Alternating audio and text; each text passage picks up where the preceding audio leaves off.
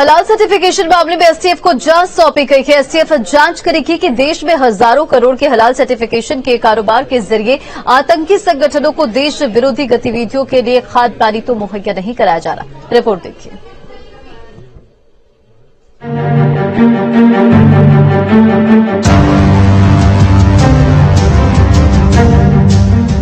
उत्तर प्रदेश की योगी आदित्यनाथ सरकार ने हलाल सर्टिफाइड प्रोडक्ट्स को पूरी तरह से बंद करने का आदेश जारी किया है।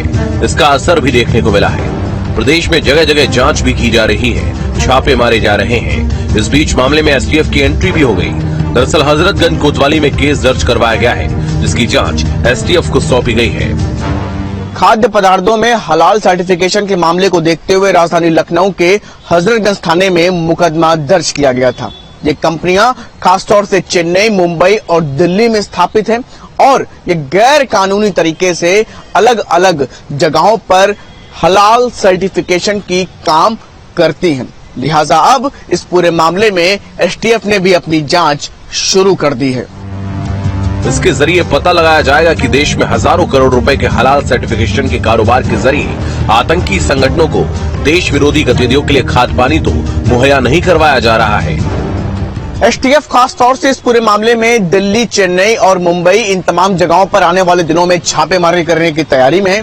खास तौर से बताया जा रहा है कि इन कंपनियों के द्वारा इससे आने वाले अमाउंट और फंड को टेरर फंडिंग में यूज किया जाता था। इसके साथ ही साथ कई ऐसी गैर कानूनी गतिविधियों में भी इस फंड को उपयोग करने की बात निकल करके सामने आ रही है। ऐसे में प्रमुख बिंदु इन्हीं तमाम बिंदुओं को रखते हुए एसटीएफ अपनी जांच में तेजी के साथ आगे बढ़ रही है और साथ ही साथ ये भी सुनिश्चित किया जा रहा है कि इन कंपनियों में काम करने वाले लोगों को फंड कहां से मुहैया कराया जा रहा था। इसके साथ ही साथ बीते दिनों उत्तर प्रदेश में लगातार आतंकवादी पकड़े जा रहे हैं। अलीगढ़ और तमाम जगहों से भी आतंकवादियों के पकड़ने का सिलसिला यूपी एटीएस की तरफ से लगातार जारी है। ऐसे में क्या इससे भी हलाल सर्टिफिकेशन का कनेक्शन अगर है तो उन बिंदुओं पर भी एसटीएफ अपनी जांच तेजी के साथ आगे बढ़ाने की तैयारी कर रही है।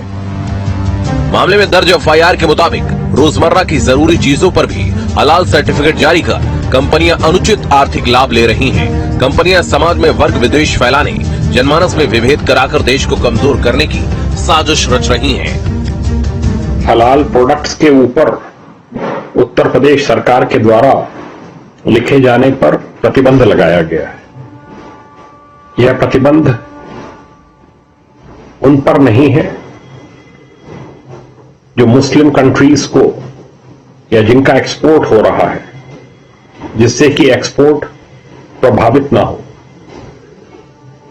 कंट्री के अंदर, प्रदेश के अंदर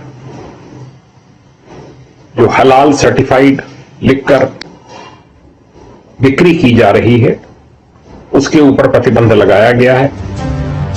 एसटीएफ की टीमें जल्दी चेन्नई, दिल्ली और मुंबई में हलाल सर्टिफिकेट देने वाली कंपनियों की जांच करेंगी और साथ ही कंपनी, उसके प्रबंध तंत्र और कर्मचारियों के बैंक खातों की भी पड़ताल की जाएगी।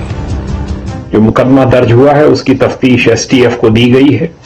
एसटीएफ को देना उचित है क्योंकि इनके कार्यालय दिल्ली, मुंबई, चेन्नई, अन्य स्थानों पर भी हैं और इसके ऑल इंडिया ऑफिसेस हैं जिनकी चेकिंग एसटीएफ बेहतर तरीके से कर सकती है क्योंकि सिविल पुलिस के पास इतने संसाधन नहीं होते हैं और वह लॉ एंड ऑर्डर ड्यूटीज में व्यस्त रहते हैं। इस मामले में 3 कंपनियों समेत देश विरोधी गतिविधियों में लिप्त व्यक्तियों और दंगे भड़काने की साजिश करने वाले अज्ञात लोगों को नामजद भी किया गया था।